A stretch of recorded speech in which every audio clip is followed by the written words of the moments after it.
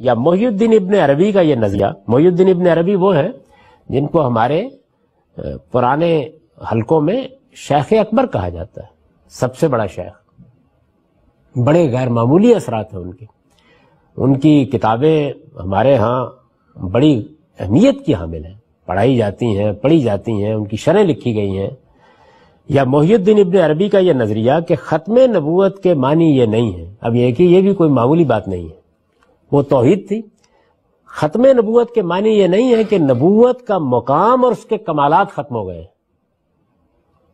بلکہ صرف یہ ہے کہ اب جو نبی بھی ہوگا وہ محمد الرسول اللہ صلی اللہ علیہ وسلم کی شریعت کا پیرو ہوگا۔ یہ ابن عربی کا نقطہ نظر ہے،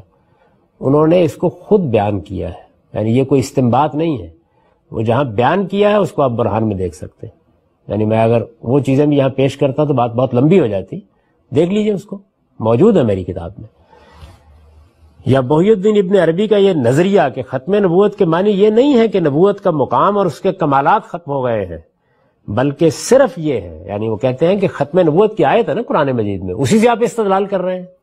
یعنی نئی نبوت کو ماننے سے انکار کرنے کی بنیاد کیا ہے؟ وہی آیت جو سورہ احزاب پہ ہے، وَلَٰكِن رسول اللہ وخاتم النبیین، تو نبی صلی اللہ علیہ وسلم اللہ کے رسول ہیں اور خاتم النبیین ہیں۔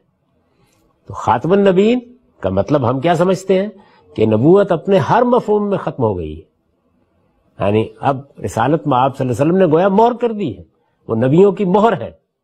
سیل آف دی پروفٹس ہے، یہی مانتے ہیں نا۔ تو یہ کہتے ہیں کہ ختم نبوت کا یہ مطلب نہیں ہے، غلط سمجھا آپ لوگوں نے۔ یہ بزرگ جو ہے اور بہت بڑے آدمی ہیں، یعنی مسلمانوں کے ہاں شیخ اکبر کہا جاتا ہے ان کو۔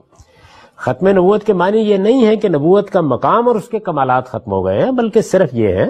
کہ اب جو نبی بھی ہوگا وہ محمد الرسول اللہ صلی اللہ علیہ وسلم کی شریعت کا پیرو ہوگا، یعنی نبوت آ سکتی ہے، نبوت کا مقام بھی حاصل ہو سکتا ہے، نبوت کے کمالات بھی حاصل ہو سکتے ہیں، بس یہ ہے کہ اب وہ شخص محمد الرسول اللہ صلی اللہ علیہ وسلم کی شریعت کو مانے گا، اس میں کوئی ترمیم، تغیر، اضافہ، کمی بیشی نہیں کر سکتا، نبی آ جائے گا۔